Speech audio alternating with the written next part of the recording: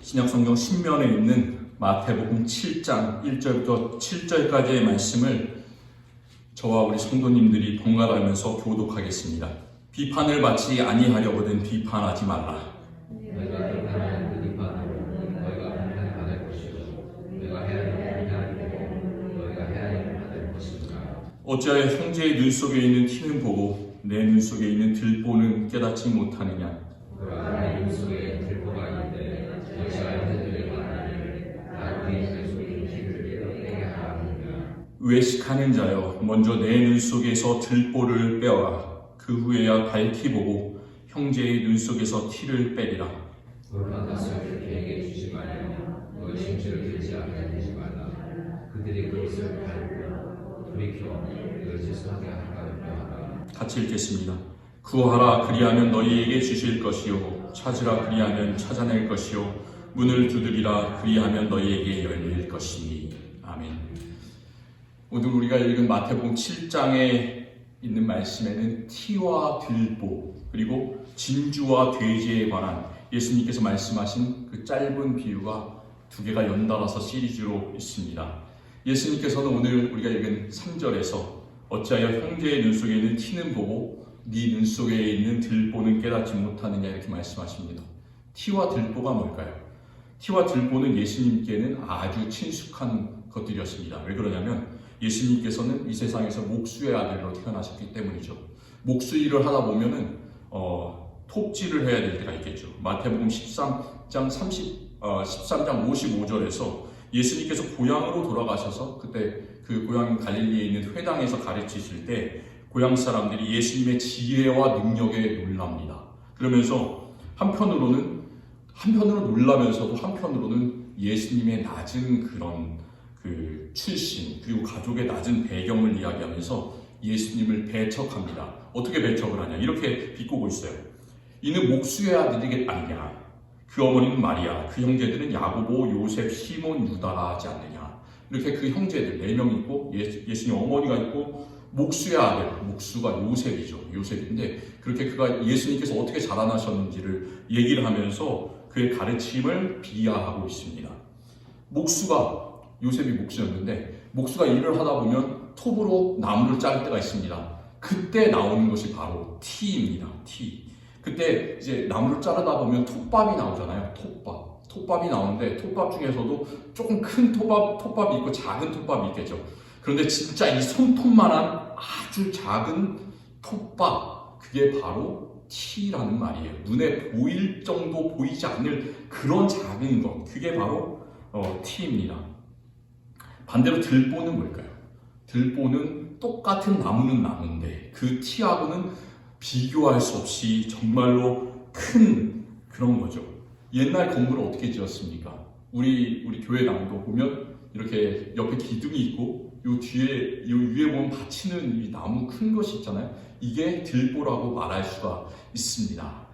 옛날에는 더 건물을 지을 때 큰 기둥을 세웠어요. 그래서 큰 기둥이 건물 전체를 이렇게 지지하도록 그렇게 했었는데 예를 들어서 솔로몬이 나라가 가장 강성했을 때 이스라엘이 나라가 가장 강성했을 때가 다윗 왕 때하고 솔로몬 왕 때잖아요. 그런데 솔로몬이 자기의 그 성전을 지은 다음에 하나님의 성전을 짓고 나서 자기 왕궁을 짓는데 더 시간을 오래 썼습니다. 그리고 훨씬 더 크게 자기 왕궁을 지었는데 그 왕궁에는 백향목 기둥이 4줄로 되어 있고 그 위에 들보가 45개로 떠받쳤다고 합니다. 그러니까 4줄이라는 말은 이쪽에 1줄, 2줄, 3줄, 4줄 그리고 그 위에다가 15개씩 한 줄에 이렇게 들보를 놨겠죠. 그러니까 엄청나게 우리 교회 같은 경우에 들보가 몇 개인가요? 이게 한 3개, 6개 정도 이렇게 말할 수 있겠는데 45개짜리 아주 큰 왕궁을 자기를 위해서 13년 동안 지었다라고 열왕기상 7장은 말하고 있습니다. 그러니까 어마어마한 규모의 왕궁을 짓는데 얼마나 큰 들보가 필요했겠습니까? 우리가 손톱보다 작은 그 티와 이렇게 건축물을 전체를 떠받드는 대들보를 어떻게 그 크기를 비교를 할 수가 있겠습니까? 그런데 실제로 우리는 그런 일을 참 많이 하죠. 세상을 다 내 중심으로 생각을 합니다. 그게 우리가 참 잘못하는 일인데요. 내 스스로에게는 아주 관대한데 다른 사람에게는 참 냉혹합니다. 다른 사람이 내 방식을 따라오기를 기대하고 나와 다른 것을 잘 봐주지를 못하는 그런 모습들, 그게 바로 우리들이 가진 모습이에요. 그래서 다른 사람들이 뭔가 나와 다르면 비판하고 점점 그 비판의 강도가 세집니다. 그런데 하지만 예수님께서는 그런 생활 방식이, 우리의 비판하는 생활의 모습들이 하늘나라의 생활의 모습과는, 하나님 나라에서 우리가 앞으로 살아가야 되는 그런 모습과는 반대되는 모습이다라는 것을 말씀해 주세요. 그걸 어디서 말씀하냐면 우리가 읽은 마태복음 7장 그리고 마태복음 5장 6장, 마태복음 5장 6장 7장을 다 합쳐서 산상수훈이라고 합니다. 왜 산상수훈이라고 하냐면 마태복음 5장 1절에서는 예수님께서 많은 무리를 보시고 산에 올라가 앉으셔서 그 무리를 가르치셨다 이렇게 말씀하시는데, 산에 올라가 앉으셔서 산 위에서 가르치신 말씀이다. 그래서 산상수훈이라고 얘기를 합니다. 그 산상수훈 전체, 마태복음 5, 6, 7장 전체는 하나님 나라에서 우리가 어떻게 살아가야 되는가, 하나님 나라의 생활 방식을, 이 세상과는 다른 방식을 다 보여주고 있습니다. 예수님께서는 우리 눈 속에 있는 거대한 들보는 보지 못하고 형제 누나에 있는 티를 보고 비판하는 우리의 모습, 그렇게 하면 안 된다 말씀하세요. 그 방식이 바로 하나님 나라의 방식이 아니다 말씀하십니다. 예수님께서 5, 6, 7장에서 마태복음 5, 6, 7장에서 이런 말씀들을 하십니다. 긍휼히 여기는 자는 복이 있나니 어떻게 됩니까? 그들이 긍휼히 여김을 받을 것이요. 우리는 긍휼하게, 다른 사람들을 긍휼하게 여겨야 된다. 불쌍하게, 하나님께서 우리를 불쌍하게 여기는 것처럼 그렇게 여겨야 된다 말씀하십니다. 너희 원수를 사랑하며 너희를 박해하는 자를 위하여 기도하라 말씀하십니다. 그럼 어떻게 그렇게 할 수가 있습니까? 그런데 예수님께서는 박해하는 자를 위하여 기도하라 그렇게 말씀하세요. 그리고 또 황금률을 또 말씀하시죠. 무엇이든지 남에게 대접을 받고자 하는 대로 어떻게 합니까? 너희도 남을 대접하라. 이것이 율법이요 선지자니라. 그 말은 구약 성경에서 가르치는 전체의 내용은 다 섬기라는 것, 다른 사람 밑에서 섬기라는 그 내용이다. 그것을 말씀하고 계세요. 우리가 산상수훈에 있는 이런 여러 가지 섬기는 말씀, 그리고 하나님 나라의 법칙에 관한 예수님의 말씀을 참 잘 알면서도 실제로 그렇게 하지 못하는 이유가 있습니다. 그것은 우리가 세상의 방식에 너무 익숙해져 버렸기 때문이에요. 세상에서 비판하고 세상에서 형제의 눈에 있는 그 작은 티를 보면서 밝혀내는데 너무나 익숙해져 버렸기 때문에 하나님 나라의 그 방식대로 살아갈 수 없는 우리들의 모습입니다. 그런데 예수님께서는 오늘 우리가 읽은 말씀에서 해결책을 제시해주고 있어요. 5절에서 그 해결책이 뭐냐? 그 해결책은 외식하는 자여, 먼저 너 눈 속에 있는 들보를 빼어라. 그 후에야 밝히 보고 형제의 눈 속에 티를 빼리라. 그렇게 말씀해 주십니다. 첫 번째 방법은 너를 돌아보라는 거예요. 너를 돌아봐라. 세상을 보고 다른 사람을 보는 게 아니라 너 자신을 돌아봐라. 예수님께서는 대제사장 바리새인들과 서기관들의 행태를 많이 지적을 하시면서 화 있을진저 외식하는 서기관과 바리새인들이요, 이렇게 많이 소리치셨습니다. 외식하는 자가 뭘까요? 외식하는 자. 외식하는 자를 계속해서 경계를 하고 계시는데요. 외식하는 자는 겉과 속이 다른 사람, 그 사람을 외식하는 자라고 합니다. 영어로는 hypocrite, 그 겉과 속이 다른 위선자, 그 사람이 바로 외식하는 사람입니다. 참 우리가 그렇게 살아갈 때가 많이 있습니다. 말은 그럴듯하게 하고 경건한 척하지만 속은 썩어 있는 때가 참 많이 있습니다. 우리가 그렇게 살아간다면 그것이 바로 외식하는 것이다. 예수님께서는 우리에게 말씀해 주세요. 우리가 만약 내 눈 속에 있는 그 큰 죄에 대해서는 아주 관대하지만 다른 사람을 비판하고 작은 티를 지적하기에 앞장선다면 우리는 바리새인과 같은 위선자다. 예수님께서 오늘 말씀에서 그렇게 얘기해 주십니다. 우리 눈 속에 있는 들보가 있으면 다른 사람을 잘 보지 못하는 이유가 있어요. 눈에 큰 것이 가려져 있기 때문에, 아주 큰 들보가 있기 때문에 그 큰 들보가 우리의 영적인 눈을 가리기 때문에 세상을 제대로 밝히 볼 수가 없습니다. 예수님께서 말씀하시는 진리를 보지 못하게 됩니다. 그렇게 하지 않으려면 어떻게 해야 된다고요? 내 안에 있는 죄악을 먼저 인정하고 내 자신이 참 못난 사람이구나, 내 자신이 못난 사람이구나, 그렇게 해야 됩니다. 우리가 그러고 싶을 때가 있어요. 내 주변에 있는 사람 손가락질하고 싶을 때가 참 많이 있습니다. 지적하고 싶을 때가 많이 있어요. 우리는 지적질을 아주 잘하는 사람이잖아요. 늘 계속해서 그렇게 커왔고, 그런데 그때마다 그런 손가락질 손이 나가기 전에 그 손을 나한테로 좀 향했으면 좋겠습니다. 저부터. 그러면서 나는 그보다 훨씬 더 못난 사람이구나, 나는 죄인이구나, 큰 죄인인데 하나님께서 나의 죄를 먼저 용서해 주셨구나, 그 사실을 돌아보기를 원합니다. 그리고 내가 먼저 다른 사람을 돌아보는 것, 그보다 더 중요한 이유를 기억해야 되는데요. 우리가 남을 비판하지 말아야 되는 더 중요한 이유가 있습니다. 오늘 우리가 읽은 2절 말씀에서는 예수님께서 이렇게 말씀하세요. 너희가 비판하는 그 비판으로 너희가 비판을 받을 것이요. 그러니까 우리가 비판을 하게 되면 그 비판이 나에게로 돌아온다라는 그런 말인데요. 우리가 남을 비판하면 과연 누구에게 비판을 받는다는 말일까요? 내가 저 사람을 비판했어요. 그럼 저 사람이 다시 나를 비판하는 것, 물론 그것도 두려운 일이죠. 더 크게 비판하는 것, 그것도 사람에게 비판을 받는 것, 그것이 두려운 일이지만 예수님께서 여기서 말하는 진정한 뜻은 무엇일까요? 그것은 마지막 날에 우리가 받을 비판을 얘기하고 있는 거예요. 하나님께로부터 받을 심판을 얘기하고 있습니다.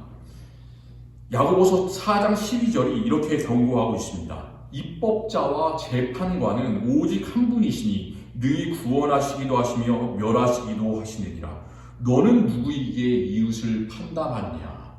이 예수님의 형제 야고보가 쓴 야고보서에 의하면 그 비판하는 사람, 그리고 판단하는 분, 최후의 심판을 하실 분, 그분이 하나님 한 분밖에 없기 때문에, 그 하나님 한 분밖에 없기 때문에 그것이 우리 사람이 해야 될 일이 아니라는 거죠. 하나님께 그 비판과 심판들을 다 맡기라고 말씀하고 있습니다. 그래서 사도 바울은 마찬가지로 똑같은 구절을 이제 다른 말로 말하는데요. 로마서 12장에서 우리가 다른 사람들과 이 세상 속에서 평화롭게 살아갈 수 있는 그런 하나의 중요한 해결책을 말씀하고 있습니다. 내 사랑하는 자들아, 로마에 있는 모든 사람뿐만이 아니라 지금 2000년 후에 이 교회를 섬기는 그리스도인들 모두를 말하고 있습니다. 내 사랑하는 자들아, 너희가 친히 원수를 갚지 말고 하나님의 진노하심에 맡기라. 내 원수가 줄이거든 먹이고 목마르거든 마시게 하라. 그리함으로 네가 숯불을 그 머리에 쌓아 놓으리라. 그렇게 말씀하고 있습니다. 그 숯불을 머리에 쌓아 놓으리라. 우리는 그냥 하나님께 맡기는 거예요. 그리고 하나님께서 불을 붙이시면 심판은 그 하나님께 있는 것이죠. 그러니까 우리는 우리가 스스로 심판하고 비판을 하는 것이 아니라 겸손하게 원수를 갚지 말고 맡기고 오히려 먹이고 마시게 하는 그런 섬기는 일을 해야 된다고 말씀하고 있습니다. 이 말씀처럼 사람들과의 관계에서는 항상 우리의 마음에 들지 않는 그런 일들이 생깁니다. 참 신기해요. 그런데 조금 억울한 일이 있더라도 그것들을 다 하나님께 맡기는 우리 모든 사람들이 되었으면 참 좋겠습니다. 다른 사람의 티를 보는 것이 아니라 그것을 보기 전에, 손가락질 하기 전에 그것을 돌려서 나를 가르칠 때 내 눈 속에는 정말 이런 것 같은 큰 들보가 내 눈을 막고 있구나. 내 영적인 눈을 막고 있구나. 그것을 내가 회개해야 되는구나.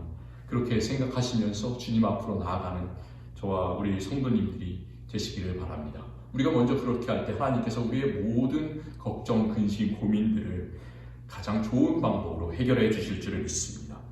이렇게 티와 들보의 비유는 남을 비판하지 말아라, 이렇게 그 말씀으로 우리가 이해할 수 있는데요. 오늘 마지막에 나오는 마태복음 7장 6절에 나오는 말씀, 이야기가 참 어렵습니다. 거룩한 것을 개에게 주지 말며 너의 진주를 돼지 앞에 던지지 말라. 그들이 그것을 발로 밟고 돌이켜 너희를 찢어 상하게 할까 염려하라. 예수님께서 좀 심한 말을 하고 계시지 않습니까? 돼지에게 진주를 던지지 말아라. 개에게 거룩한 것을 주지 말아라. 개, 돼지 뭐 이런 말씀을 하시는데요. 우리가 한편으로는 남을 비판하지 말아야 돼요. 내 속에 있는 들보를 보고 다른 사람의 티를 보지 말고 비판하지 말아야 되는데, 그게 한쪽 편에 있다면 다른 한쪽 편으로는 아무것도 생각하지 않고 좋은 게 좋다라는 식으로 다 수용하고 다 받아들이는 그런 다른 극단의 태도도 피해야 된다는 그런 말씀이에요. 한쪽으로는 다른 사람을 비판하지 않는 넓은 마음을 가져야 되지만, 또 다른 편으로는 아무거나 받아들이는 것, 그렇게 하지 말아야 된다는 그런 말씀이죠. 성경에는 하나님의 진리를 거부하는 사람들이 참 많이 있습니다. 성도에게 해를 끼치는 그런 사람들이 있습니다. 그들이 바로 개, 돼지예요.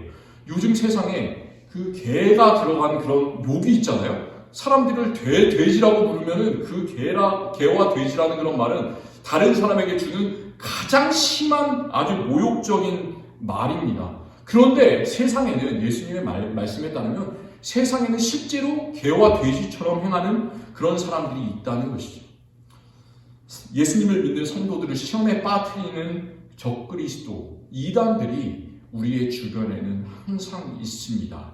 우리는 그런 이단들을 정말 잘 경계를 해야 됩니다. 아무리 예수님의 복음을 전해도 그것을 받아들이지 않고 오히려 성도들을 공격하는 그런 악의 세력들이 있습니다.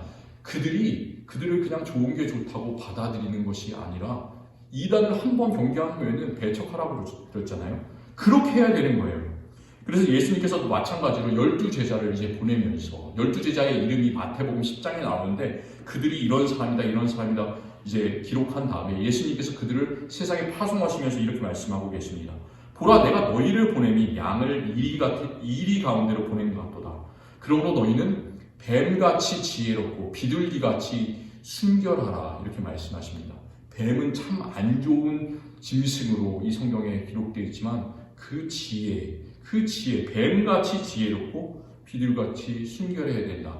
그 말은 우리의 마음속은 항상 관대하고 포용하는 그런 마음을 가져야 되지만, 우리가 세상의 그런 영들을 분별할 때는 예수님의 지혜를 가지고 그런 것들을 분별해야 된다. 이 양극단을 모두 다 잘 취해야 된다는 그런 사실을 이 마태복음 10장 16절에서 예수님께서 말씀하십니다. 우리 형제를 비판하면 안 되겠지만 또 반대로 어떤 분별도 없이 포용하는 태도, 그것도 위험하다라는 그런 뜻이죠. 그것이 바로 거룩한 것을 개에게 주지 말아라. 그 진주를 돼지 앞에 던지지 말아라. 진주라는 것은 참 중요한 것. 가장 중요한 것이 무엇입니까? 하나님의 은혜로 세우신 예수 그리스도의 그 귀한 복음의 말씀. 그것이 가장 중요하잖아요, 우리에게 있어서. 그것들을 아무에게나 던지고 그들을 받아들이지 말아라. 그런 뜻입니다. 그렇다면 우리가 어떻게 이런 그 양극단에 있는 극단적인 생각을 피하고 우리의 균형 잡힌 믿음 생활을 할 수 있을까? 그것들을 우리가 좀 잘 실천하면서 살아갔으면 좋겠습니다. 성경에는 이렇게 양극단을 달리는 것 같은 말씀들이 있습니다. 똑같은 하나님의 말씀인데 그것이 보기에는 이렇게도 생각될 때가 있고 보기에는 완전히 거꾸로 된 것처럼 생각될 때가 있습니다. 참 가장 크게 논란이 되는 게 우리의 믿음과 행위의 관계가 있습니다. 믿음이 먼저인가? 아니면 행동이 먼저인가? 이게 2000년 동안 계속해서 논란이 되어왔던 그런 주제 중에 하나인데요. 로마서 1장에서는 바울이 이렇게 말씀하고 있습니다. 복음에는 하나님의 의가 나타나서 믿음으로 믿음에 이르게 하나니 기록된 바 오직 의인은 믿음으로 말미암아 살리라 함과 같으니라. 이 구절에서는 믿음을 3번이나 얘기하면서 우리가 구원받은 것이 믿음으로만 된 것이다. 믿음의 중요성을 강조합니다. 그런데 예수님의 형제 야고보가 쓴 그 야고보서 2장에서는 전혀 다른 것 같은 말씀을 하고 있죠. 이렇게 말합니다. 사람이 행함으로 의롭다함을 받고 믿음으로만은 아니니라. 영혼 없는 몸이 죽은 것 같이 행함이 없는 믿음은 죽은 것이니라. 우리가 믿음만으로 되는 걸까요? 아니면 행함이 더 중요한 걸까요? 어떤 것을 우리 성도님들은 택하겠습니까? 나는 믿음이 더 중요하다고 하겠습니까? 아니면 행하는 것이 더 중요하다고 하겠습니까? 이 물음에 우리가 쉽게 대답할 수가 없죠. 왜냐하면 우리가 한쪽을 취하는 순간 하나님께서 우리에게 명령하신 그 전적인 올바른 복음을 제대로 실천하면서 가는 것이 아니기 때문에 한 극단으로 치닫는 것이기 때문에 우리는 이것이다 선택하기가 참 어렵습니다. 이와 비슷한 말씀이 또 있어요. 우리가 지난 수요일에 그 비유 첫 번째 말씀을 한번 나눠봤는데요. 그 마태복음 5장에 있는 빛과 소금의 비유에서 예수님께서 이렇게 말씀하십니다. 이같이 너희 빛이 사람 앞에 비치게 하여 그들로 너희의 착한 행실을 보고 하늘에 계신 너희 아버지께 영광을 돌리게 하라. 이 말씀은 뭐냐면 예수님께서 빛이신데 그 빛을 따라 우리도 빛 대신 그 제자의 삶을 잘 살고 그 빛을 세상에 그 땅바닥에 두는 것이 아니라 보울로 이렇게 가려서 빛을 꺼트리게 하는 것이 아니라 그 위에 스탠드 위에 나서 빛을 세상에 드러내라는 그런 말씀이에요. 그런데 반대로 바로 그 다음 장에 마태복음 6장 1절에서는 이렇게 또 말씀하십니다. 사람에게 보이려고 그들 앞에서 너희 의를 행하지 않도록 주의하라. 그리하지 아니하면 하늘에 계신 너희 아버지께 상을 받지 못하느니라. 우리 예수 그리스도의 빛을 세상에 드러내야 되지만 또 주의해야 될 것은 예수님을 빛을 드러내는 것이 아니라 우리의 의를 드러내는 것. 그것은 피해야 된다. 예수님께서는 이렇게 양극단에 있는 그런 말씀을 똑같이 하십니다. 이것도 질문을 해볼 수가 있습니다. 어떤 것을 우리 성도님들은 택하시겠습니까? 드러내는 것을 택하시겠습니까? 아니면 드러내지 않는 것을 택하시겠습니까? 우리는 드러내겠습니다. 드러내지 않겠습니다. 그 중에서 하나를 선택할 수가 없죠. 그 상황에 따라서 예수님께서 말씀하신 그 의미를 깊이 알고 그 두 가지를 모두 다 실천해야 되기 때문입니다. 이렇게 어떤 쪽이 좋은지 알기 어려운 것이 우리에게 참 많이 있습니다. 우리는 참 제한된 사람이에요. 내 자신의 제한된 그런 믿음, 제한된 믿음의 경험, 그리고 제한된 하나님에 대한 지식, 그런 것들이 있습니다. 그렇기 때문에 쉽게 이렇게 판단하고 이 길만이 옳아라고 얘기를 할 경우에는 물론 우리에게 옳은 것이 한 가지죠. 오직 예수만이 옳지만 예수님을 따라가는 그 방법들은 약간 다를 수가 있다는 거예요. 그것들을 우리가 바라보지 않고 다른 사람들을 거기서 비판하게 되면 한쪽 극단으로 치우치게 되고 또 그 반대로 모든 것들을 다 수용하게 되면 예수님의 진리에서 벗어날 수 있는 그런 위험성이 있습니다. 그렇기 때문에 우리는 예수님께서 주시는 그 지혜와 또 순결함으로 양쪽 모두를 깊이 생각하고 믿음의 길을 참 균형 있게 가기를 원합니다. 미련한 우리가 그렇게 하는 것이 참 쉽지가 않아요. 우리가 정말 미련합니다. 그런데 예수님께서는 그런 우리 안에 있는 우리를 가리고 있는 영적인 들보가 벗겨지는 좋은 방법을 말씀해 주셨는데 그것이 바로 우리가 마지막에 읽은 오늘의 비유와 연결되는 기도하라라는 그런 말씀입니다. 7장 7절에서 구하라 그리하면 너희에게 주실 것이요 찾으라 그리하면 찾아낼 것이요 문을 두드리라 그리하면 열릴 것이니 이렇게 말씀하시는데 우리가 형제의 눈 속에 있는 티를 보는 것처럼 아주 작은 것을 보는 것처럼 쉽게 판단하고 때로는 진주를 귀한 것을 돼지나 개한테 아무렇게나 던지는 것처럼 쉽게 세상의 모든 것들을 막 받아들이는 우리들의 모습입니다. 그런데 진정으로 그 모든 양극단을 잘 피하고 균형 잡힌 그리스도인으로서 살아가기 위해서 가장 중요한 것은 우리의 지혜와 우리의 노력에 의지하는 것이 아니라 주님께서 주신 그 지혜, 주님께서 주신 그 하나님 나라의 놀라운 지식을 받고 기도하는 그것에만 있습니다. 내 능력과 판단력에 의지하는 것이 아니라 하나님께서 하늘에서 주신 그 지혜를 받기 위해서 먼저 기도하는 저와 우리 성도님들이 되었으면 참 좋겠습니다. 그때 기도함으로 주님께서 주시는 그 지혜로 균형 있는 믿음의 삶을 우리가 하나님 나라에 갈 때까지 잘 살아가는 우리 성도님들이 되시기를 축원합니다. 하나님 감사합니다. 오늘 나눈 비유의 말씀 통해서 우리가 돼지에게 진주를 던지지 않게 하여 주시옵소서. 그리고 또 마찬가지로 형제의 눈에 있는 티만을 비판하고 우리의 눈 속에 있는 들보를 보지 못하는 그런 잘못을 범하지 않게 하여 주시옵소서. 우리 자신의 잘못을 먼저 회개하며 나가는 사람들 되게 하여 주시고 주님께서 주시는 말씀 따라서 살게 하여 주시옵소서. 주님 뜻대로 은혜에 의지하게 하여 주시고 지혜로 살아갈 수 있게 하여 주시옵소서. 우리를 변화시켜 주시고 우리의 삶을 인도하여 주시옵소서. 예수 그리스도의 이름으로 기도드립니다. 아멘.